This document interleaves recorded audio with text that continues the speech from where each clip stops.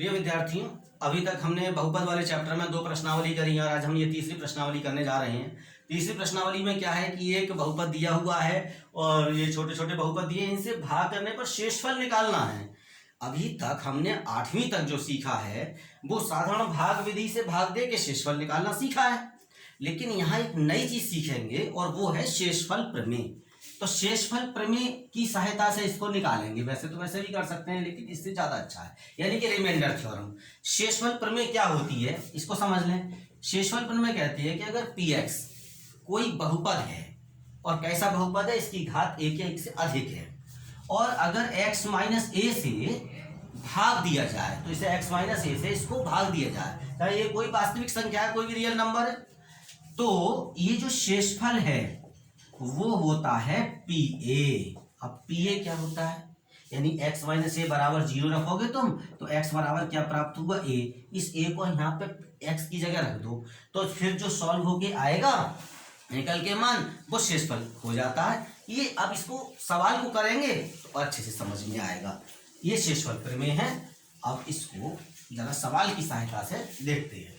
जैसे यहाँ पर एक बहुपद दिया है और वो है px बराबर x की घात 3 प्लस 3x की घात 2 प्लस 3x प्लस 1।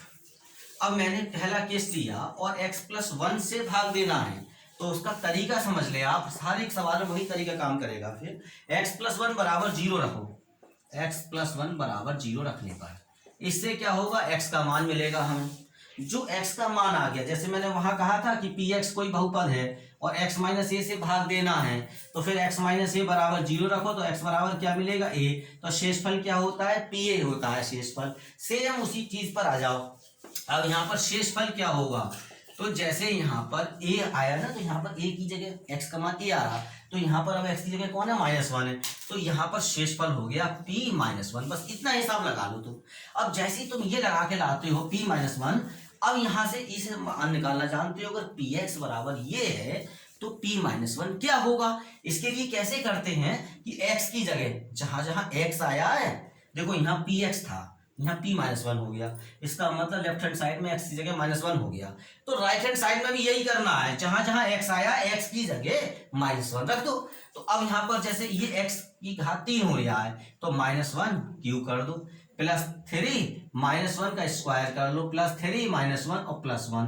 अब ये हो गया -1 की घात 3 है, -1 की 3 बार गुणा करोगे तो -1 आ जाएगा। -1 की घात 2 का मतलब क्या हो गया, -1 गुणा -1 प्लस का 1 हो गया, 3 से गुणा करोगे प्लस 3 हो गया, ये माइनस का 3 हो गया प्लस का 1। यहाँ हम देखेंगे +3 से -3 कैंसिल, +1 से -1 कैंसिल, शेषफल हो गया 0। अब इसी के साथ अगला सवाल आ जाता है, दूसरा वाला देखते हैं। अब इसको समझने के बाद सेकंड क्वेश्चन, x माइनस 1/2।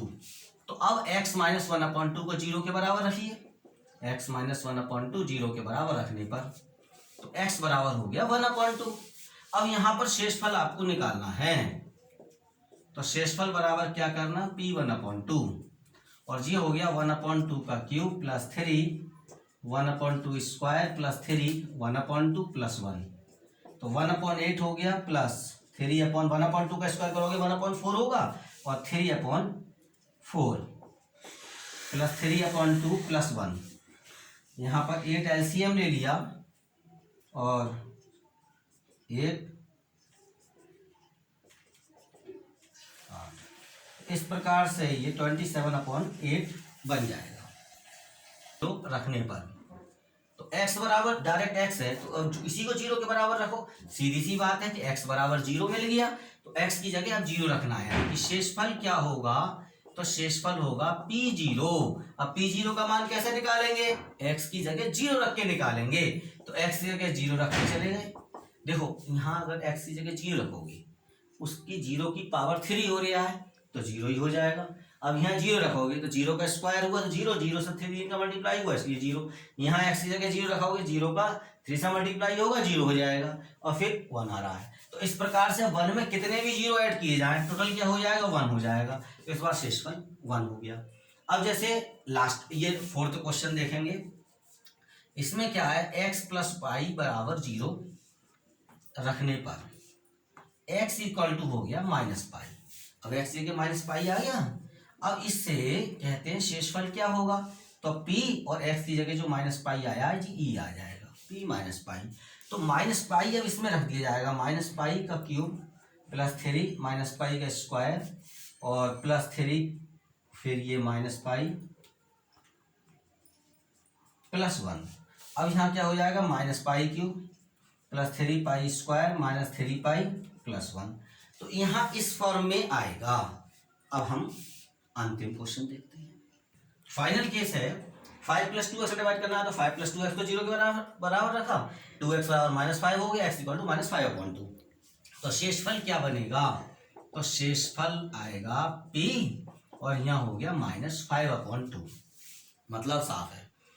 अब x की जगह इस पॉलिनोमियल में -5/2 पुट करना है, तो -5/2 क्यूब कर लो प्लस 3 -5/2 का स्क्वायर प्लस 3 -5/2 प्लस 1, ये हो जाएगा -125/8 प्लस, अब जो 25/4 हो गया, स्क्वायर करेंगे तो 25 का 3 से मल्टीप्लाई किया 75/4 प्लस -3 5 15/2 और प्लस 1, बट अपॉन में कुछ नहीं है 1 मान लीजिए। अब 8 एलसीएम हो गया, तो -125 प्लस 150 माइनस देखो 2 4 ज़ा 8 और 4 15 60 हो जाएगा प्लस 8 हो जाएगा, प्लस प्लस के कर लिए तो 158 हो गया माइनस ये हो गया 185 माइनस के दोनों प्लस और प्लस 8, यानी कि यहाँ पर -27/8। तो इस प्रकार से ऐसी सिंपल सी कैलकुलेशन है, इसको हम कर सकते हैं। अब देखिए दूसरा प्रश्न है x³ - a² plus 6x - a को x - a से भाग देने पर शेषफल ज्ञात कीजिए। अब यहाँ पर जैसे लिखा नहीं है कि शेषफल प्रमेय से करना है, तो आप कर साधारण विधि से भी कर सकते हो जैसा आपने अब तक सीखा है, लेकिन नई चीज समझने की दृष्टि से शेषफल प्रमेय से करना ही ठीक रहेगा। तो जैसे यहाँ पर px बराबर ये है x³ - ax² plus 6x - a। अब x - a से भाग देना है, तो x - a को 0 के बराबर रखने पर, जिससे भाग देना उसे 0 के बराबर रख के x का मान निकाल दो, और जो मान आया अब शेषफल निकालना है, तो शेषफल क्या होगा, pa, ये शेषफल होता है, ये तो बताया था शेषफल के नाम है। तो अब यहाँ पर x की जगह क्या रखते जाना, a रख जाना, तो x का क्यूब हो रहा है तो a क्यूब हो गया माइनस a इंटू a² हो गया प्लस 6a हो गया माइनस a हो गया, तो ये हो गया a क्यूब, a² की मल्टीप्लाई करोगे तो a cube plus 6a minus a plus a cube से माइनस a क्यूब कैंसिल हो गया, 6a में से a घटाया तो ये 5a आ गया। अब देखिए तीसरे और अंतिम प्रश्न में इस प्रश्नावली के पूछा है, जांच कीजिए कि 7 + 3x एक रैखिक बहुपद दिया है और फिर आगे 3x³ प्लस 7x का एक गुणनखंड है या नहीं। अब सवाल थोड़ा सा बदल गया, पिछले सवाल तक भाग दे रहे थे और कह रहे थे शेषफल बताओ, अब यहाँ पे कह रहे हैं ये बताओ ये इसका गुणनखंड है या नहीं। तो आपको ध्यान होगा कि हम वैसे भी साधारण विधि से गुणनखंड कैसे कहते हैं, शेषफल 0 आ जाए, यही बात को यहाँ पर गुणनखंड प्रमेय के रूप में कहा जाता है। गुणनखंड प्रमेय अब आती है। गुणनखंड प्रमेय क्या है, जैसे आपने शेषफल प्रमेय सीखा उसी से थोड़ा सा रूप आगे बढ़ा हुआ, क्या कि अगर कोई बहुपद px है और इसको किसी व्यंजक x - a से भाग दिया जाए, तो जो शेषफल है, शेषफल यानी कि pa अगर वो 0 आ जाता है, तो ऐसी स्थिति में x - a इस व्यंजक का एक गुणनखंड होता है और नहीं तो नहीं होता है। बस इतनी सी बात है, ये pa 0 आ गया तो इसका गुणनखंड है, pa 0 नहीं आया तो गुणनखंड नहीं है। तो ये हम चेक करके देख लेंगे, यानी निकालेंगे शेषफल प्रमेय, ये गुणनखंड प्रमेय की सहायता से कहलाएगा। ये गुणनखंड प्रमेय थी। तो जैसे अब यहाँ पर px क्या है, 3x³ plus 7x, 7 + 3x equal to, इसको चेक करना है, इसको 0 के बराबर रख के x का मान निकालूंगा, तो 7 + 3x इक्वल टू 0 रखने पर 3x equal to -7, x equal to -7/3 ये आ गया। अब यहाँ से क्या करना है, इसको शेषफल निकालना, जैसे आपको शेषफल चेक करेंगे निकाल के, शेषफल यानी कि p -7/3, x की जगह -7/3 रख दिया।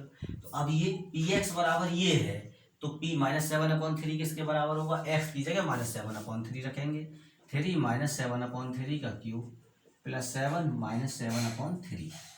अब देखिए 3 माइनस का जब पावर में क्यूब होता है, कोई भी ऑड नंबर होता है तो माइनस आ जाता है बाहर, और अब यहाँ पर 7 का क्यूब है यानी कि 7 की 3 बार मल्टीप्लाई, तो याद भी हो जाता है 3, और चालू कर दो।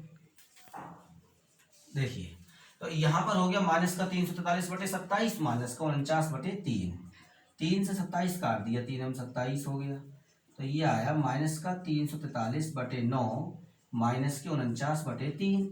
अब यहाँ एक बात तो बहुत स्पष्ट हो गई कि दोनों ही माइनस में आ रहे हैं, तो आगे मुझे अभी कैलकुलेशन नहीं किया है लेकिन इतना तो समझ में आ गया कि जीरो नहीं आएगा। अगर दोनों एक से चिन्ह के होते तो जीरो नहीं आता है, और अगर एक प्लस में एक माइनस में होता तो संभावना होती, फिर भी सॉल्व कर लेते हैं। 9 से 9 भाग दिया तो माइनस का 343 हो गया, 3 3 9 3 27 हासिल के 2 3 4 12 2 14। अब यहाँ हो गया माइनस 7 3 10 का 0 हासिल का 1 4 4 8 और 1 9 और 3 और 1 4 190/9 इज नॉट इक्वल टू 0, क्योंकि ये शेषफल 0 के बराबर नहीं है। अतः गुणनखंड प्रमेय की सहायता से हम कह सकते हैं कि दिया हुआ व्यंजक 7 + 3x इस दिए हुए व्यंजक इसका एक गुणनखंड नहीं है।